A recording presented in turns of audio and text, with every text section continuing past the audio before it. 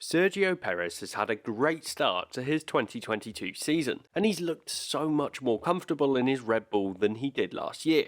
4 races into the season, he sits third in the standings and just 5 points behind his teammate. So is Sergio Pérez a realistic championship contender in 2022? Let's have a look. My name's Andy and this is Behind the Drive. A huge improvement.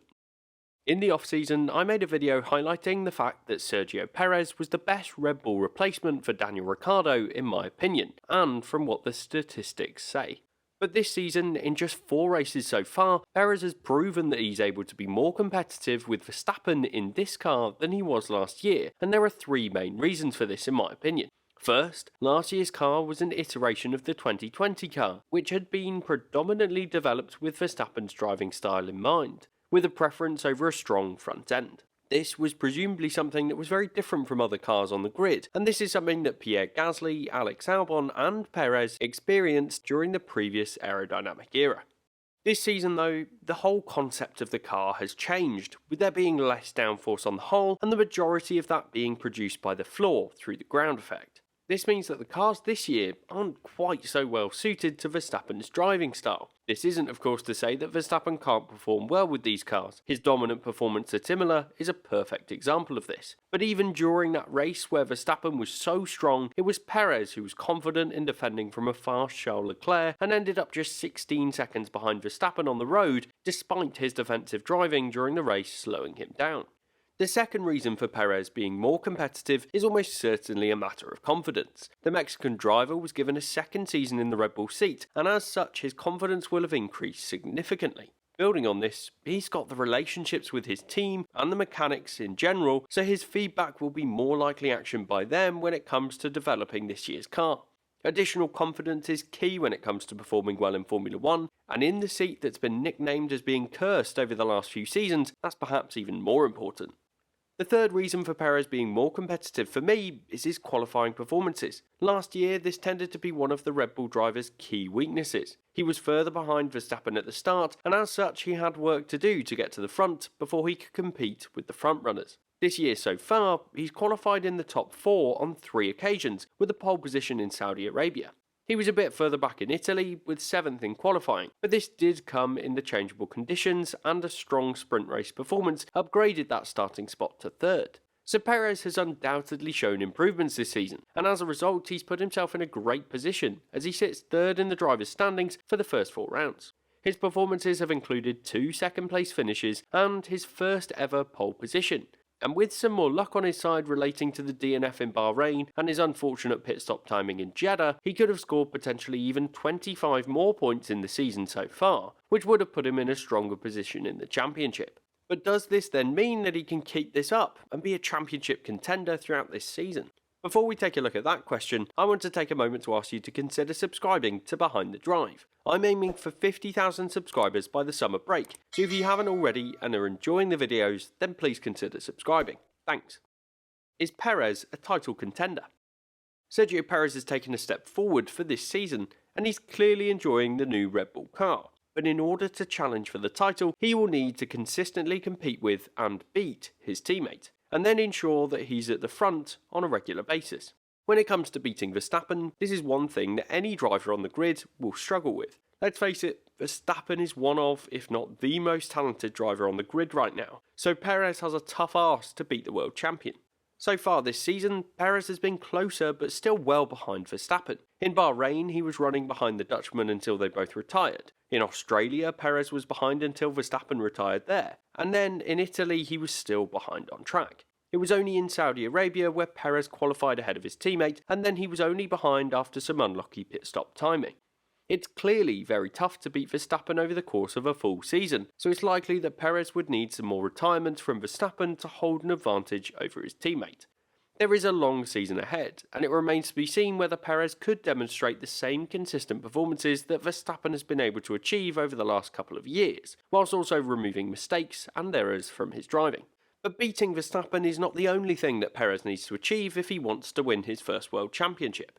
The Red Bulls are not the only team in this championship fight, as they are locked in competition with Ferrari, and Charles Leclerc is looking like the title favourite from this early stage in the season.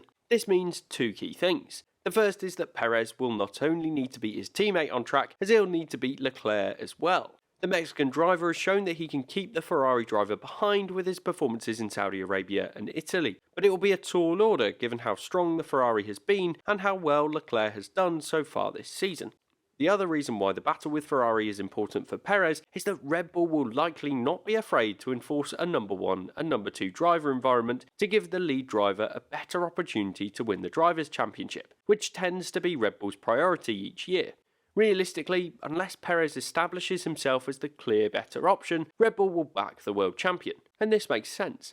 You would want to back the driver that has demonstrated that level of consistency and performance over multiple seasons rather than just a handful of races. So in order to be favoured, Perez will need to dominate, and that isn't quite what he's been able to achieve so far. When we look back at other teams that have had 2 drivers in the fight when competing with another team in the championship, it's difficult not to remember the McLaren pairing from 2007. Lewis Hamilton and Fernando Alonso were paired together and were very closely matched, whilst also competing with Ferrari throughout the year.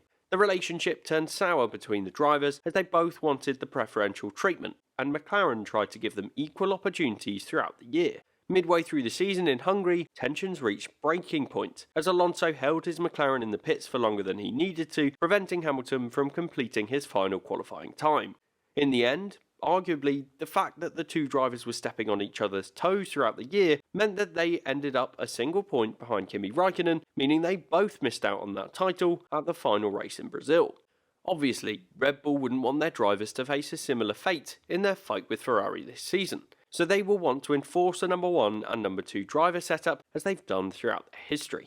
So for Sergio Pérez, there are many obstacles that he'll need to overcome in order to call himself a title contender, and realistically, it'll be a tall ask for him to achieve this. But so far, he's taken a real step forward relative to his teammate, and has shown that he can be more competitive in this new era. What next for Perez? So is Sergio Pérez doing enough? Well, the fact is that he sits on 54 points to Verstappen's 59, despite the fact that his teammate has had 1 more retirement so far this year. Sure, Perez has lost out on points himself, as I mentioned earlier, but he will need to improve his performances further if he wants to actually challenge for the title this year.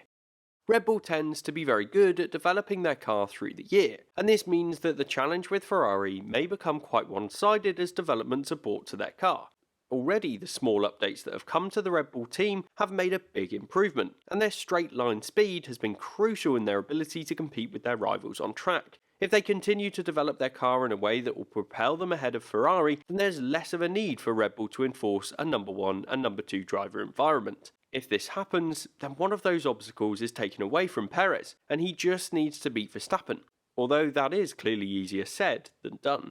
For me, Perez might not be able to compete for the championship, but he has certainly established himself as the perfect option for Red Bull's number 2 seat. He's earned the right to continue in this seat for 2022 and beyond, and he's already deserving of a longer term deal with the team, in my view.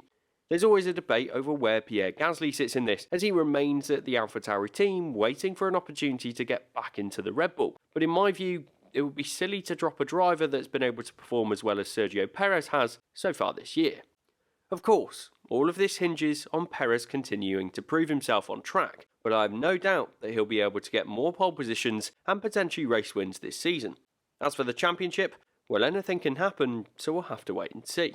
If you want to learn more about another driver that's had an impressive start to 2022, make sure that you watch my video about Valtteri Bottas here.